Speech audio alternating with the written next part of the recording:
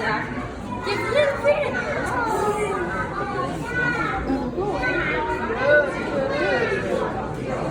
O, no, tam,